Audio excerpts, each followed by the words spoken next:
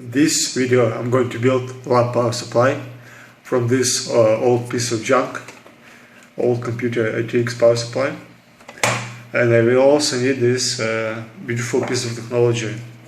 So this is electronic load. I have built this device in my previous video and the link is in the description. I replaced a few modifications, so I replaced this tiny potentiometer with the big one so that I can use my fingers to control it. And I will need this electronic load to put a load on my power supply and to run a few tests, so I can actually put 100 watts of load on that guy and see how it performs. So the first step would be to take it apart and remove all those extra wires. I don't need most of them. And let's get started. And we have very important news from the future me.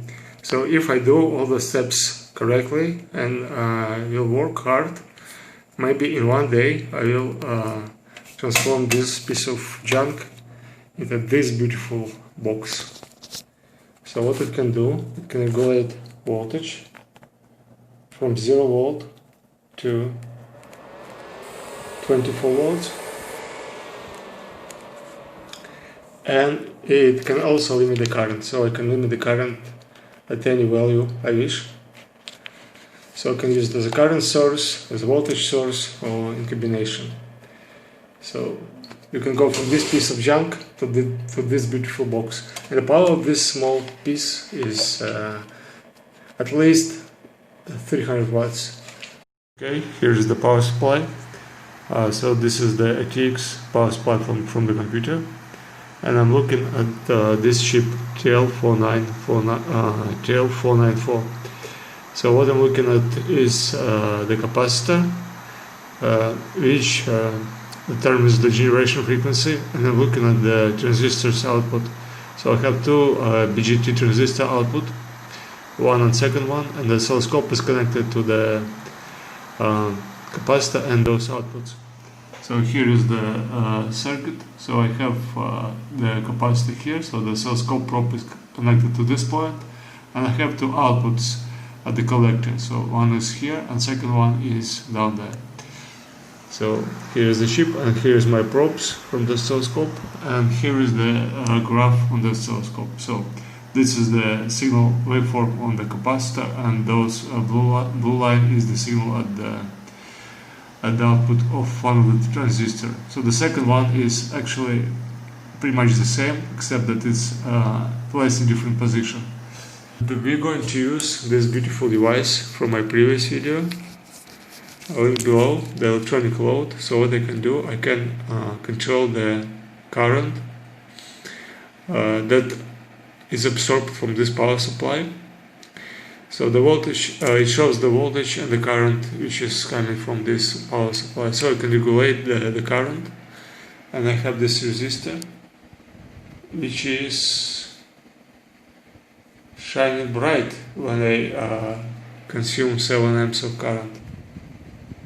So if I go down, so now it's black at 1 amp. So this is the electronic load. I can consume different amount of power from this device, and I can look at the wave shapes. So the probes are here. So the white one is connected to the one of the output transistor, and black one to the capacitor, pin number 5. And I have this beautiful oscillogram. So yellow peak is the transistor probe, nice pulse, and the blue one is the probe of the capacitor, the generator. So what I'm going to do now, I'm going to increase the load like this, and we'll look at the pulses, what happens to the pulses. And width are going to, and widths are increasing. So we can regulate the width of the pulses, down, up. So now it's 1.3 amps of current is absorbed, going back, so now 0 amps. So we definitely see the pulse width modulation happening when I do that. So at a small time frame, the frequency is 24 kHz. We observe very nice pulse width modulation when we change the load. But if we change the time scale, we go to the larger time scale. So I'm going to increase the time scale. So now we have many pulses, even more pulses. So we have plenty of pulses inside of this time scale. Go further. So plenty of pulses. And boom, the frequency 2 kHz, a very large time scale, we see not a continuous generation, but generation happens like in a short spike. So each probably peak contains hundreds of separate pulses. And yes, if we change the load, those spikes becomes wider because each peaks becomes wider.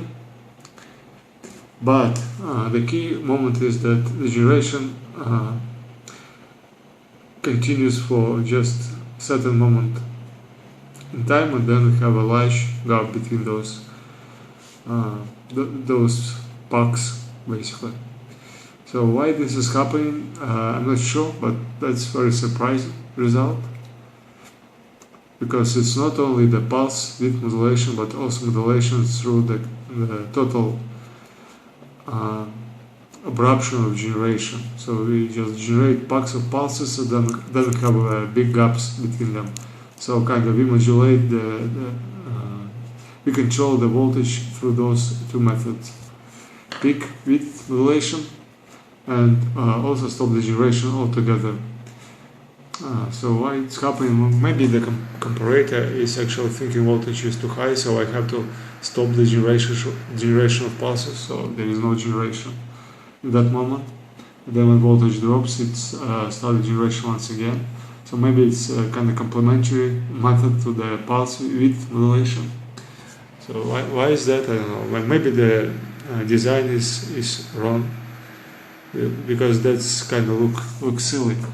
You might think that if you have the pulse width modulation like this, it should be sufficient to control the voltage.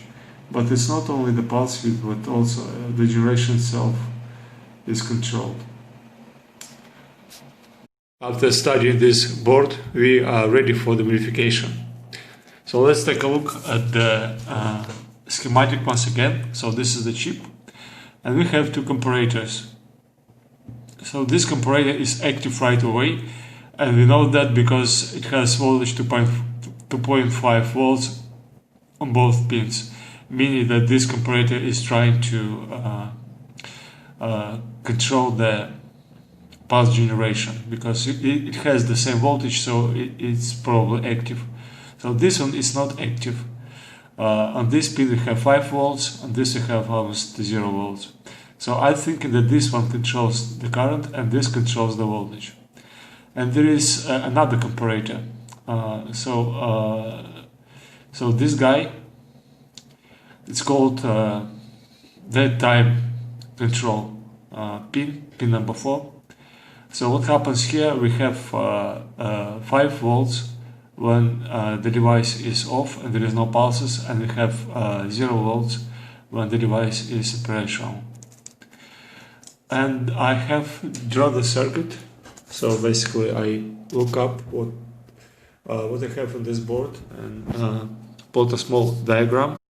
So those are two comparators that I have previously shown, and what it has on this comparator. So this pin number 2, is connected to the reference voltage. So we have the divider, so we have reference voltage 5 volts, we have the divider for 0.7K, and we have approximately 2.5 volts on this one. So it's a given, it's always 2.5. That pin is connected to the divider, which is connected to the power supply output. So that means that it takes the output power and then compare this power to the reference power. So the reference voltage is not related to the power voltage because it has separate small power supply, standby power supply, and this is actually the result of the power supply working and generating pulses. So that's why, like, if this voltage is less than that one, it's going to increase the width to the pulses, and the opposite. Decrease the width if the voltage is higher. So those pins we have to 0.5 volts, and it tries to adjust the pulse width to have to 0.5 volts at this pin as well. So this pin is also connected to the pin number 3, but this is a feedback. It kind of defines the time constant of this comparator. So how fast it's going to react and so on. We don't need to touch this. So the idea to modify this circuit is basically very simple. We replace this reference voltage to the ground divider with a potentiometer. So we can change this voltage from 0 to 5 volts. And that's why the power supply would have to react and produce the same voltage in this pin. So basically just put this inside of those two and the modification is done. And I draw the circuit like basically what I see here. So I have a small picture down there. So what it has a pin number 2, and then we have two resistors. So those are dividers which go to the reference pin number 14. So I have 2 resistors, and what I did, I removed those 2 and soldered them, and soldered like in those holes. I have actually 4 holes formed, 1, 2, 3, 4, and I soldered the wires inside. So 3 wires, and then connected to the potentiometer, and that's it. So here's the potentiometer, which goes here. So I had the resistors previously here, and now I have those wires coming to the potentiometer. Well, it's very simple, but what I've done is I had small issues. I was not being able to control the voltage in the wide range, probably 2 volts only, from 9 to 14 volts. So, and I found the problem. The problem is pin number 4. So pin number 4 is the comparator. So what it does actually, so just maybe show it here. So what it does, it's make sure the device is working properly, and if it's not, it's so if it's working properly, we have 0 voltage on this pin number 4. If it's not working properly, we have high voltage, let's say 5 volts. So this is not inverted pin, meaning that when the voltage is high, then the voltage on that one, and on that one we have the voltage approximately 0.1 volts, I think. To be exact, 0.12 volts. So by default it has this voltage, and once the voltage is higher than that, the device is going to stop generation right away. So this is the protection circuit. So on this pin we have the huge big number of elements. So we have many elements connected to pin number 4, and what those elements do, they check that the voltage at the output is okay, kind of in the range, and also it checks it has some wires coming to the primary circuit, high voltage circuit, and taking some measurements from there. So it's a big circuit, and it's trying to make sure that everything is in order. It also has soft start, so it's not going to generate right away, but it's wait for a bit when you switch the power on, and so on. So what to do? Like I don't have time and desire to study all those complex stuff inside, so I just cut this thing off. So it's pin number 4. On the board I have a small tiny wire, like a jumper, and I cut this jumper, and then I have the full range of regulation from 0 to 24 volts. So I'll show it. Not sure if it can be seen there, but maybe. So there's a jumper down there, and I cut it. So pin number 4 is grounded through the resistor now at this point. So let's see how it operates. Okay, so this is the potentiometer to control the voltage, and here is my electronic load, and here's the oscilloscope. So now I'm going to increase the voltage. 16, 20 volts, 24 volts. And we can go down Oop. So anyways, so you can control the voltage, and we can look at what's yes, and we can increase the load. So for instance, if we go to 20 volts,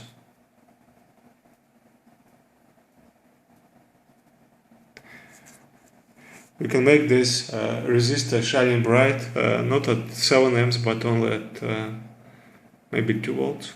Oop, opposite direction. Okay, 2 volts, meaning 40 watts. Okay, white. Yeah, 60 watts. So at 60 watts we have this thing shining very bright. Oh, so white. Okay. Yes, and we can also look at the oscilloscope. So at this moment I'm going to change the voltage. So I'm going to decrease the voltage. We notice that the peak becomes narrower, so have very tiny peaks. And now let's so at this moment we have 6 volts and peaks are pretty narrow. I cannot probably decrease the width of the peaks. And now let's increase the voltage. Wider and wider. 14 volts, 21 volts, 22 volts. Okay, so that's what happens when we change the voltage, and now we can change the current. So once again, how to show it.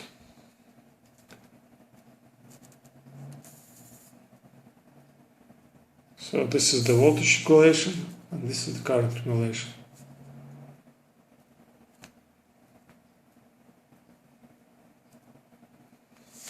So the pulse width modulation works just fine.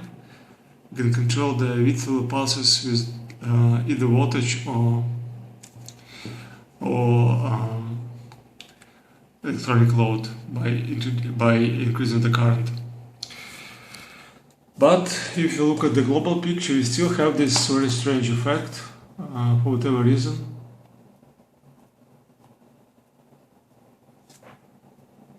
So I increase the current.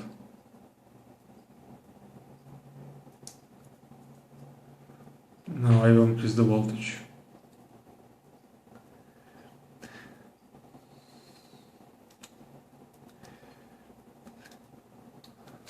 Yeah, so we have this effect, but actually who cares? It's working just fine. So